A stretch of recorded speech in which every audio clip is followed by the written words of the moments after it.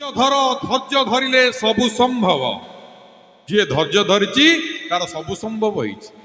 ଗୋଟେ ଲୋକ ଛିଡ଼ା ହେଇଗଲା, କହିଲା ବାବା କ'ଣ କହିଲେ? ନା ଧୈର୍ଯ୍ୟ ଧର, ଧୈର୍ଯ୍ୟ ଧରିଲେ ସବୁ ସମ୍ଭବ।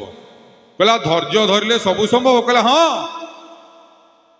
କହିଲା ଆଜ୍ଞା ମହାରାଜ, ମୁଁ ଧୈର୍ଯ୍ୟ ଧରିଲେ କ'ଣ ଗୋଟେ ଚାଲୁଣୀରେ ପାଣି ଆଣିପାରିବି? ଆଶ୍ଚର୍ଯ୍ୟ ହେଇଗଲେ। କହିଲେ ଚାଲୁଣୀ ତ ହଜାର ହଜାର ତା ଦେହରେ ଖଣା, ମୁଁ ଧୈର୍ଯ୍ୟ ଧରିବି ଚାଲୁଣୀରେ ପାଣି ଆଣିପାରିବି? ତମେ କହିଲ ସବୁ ସମ୍ଭବ। ସାଧୁ କହିଲେ ଆଣିପାରିବ। କହିଲା କେମିତି ଟିକେ କୁହନ୍ତୁ ଆଉ। କହିଲା ତତେ ଧୈର୍ଯ୍ୟ ସେତେବେଳେ ପର୍ଯ୍ୟନ୍ତ ଧରିବାକୁ ପଡ଼ିବ ଯେତେବେଳେ ପର୍ଯ୍ୟନ୍ତ ଜଳଟା ବରଫରେ ପରିଣତ ନ ହେଇଛି।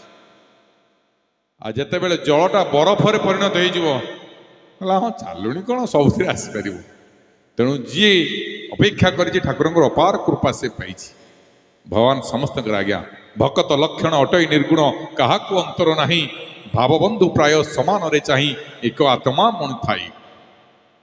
ଦାସିଆ ବାଉରୀ ହାତରୁ ଯିଏ ନଡ଼ିଆ ନେଇଥିଲେ, ବନ୍ଧୁ ମହାନ୍ତିକୁ ଯିଏ ଭୋଗ ଥାଳି ଯାଚି ଦେଲେ, 750 କୋଶରୁ ଯିଏ ଭକ୍ତର ଡାକ ଶୁଣନ୍ତି, ସିଏ ମୋ ପ୍ରଭୁ ଜଗନ୍ନାଥ।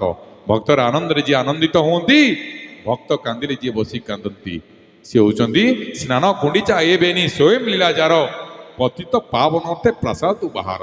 ଭକ୍ତ ପାଇଁ ଯିଏ ବାହାରକୁ ଆସିପାରନ୍ତି, ସିଏ ହେଉଛନ୍ତି କୂଳର ଦେବତା ପ୍ରାଣର ପ୍ରାଣେଶ୍ୱର ଶ୍ରୀ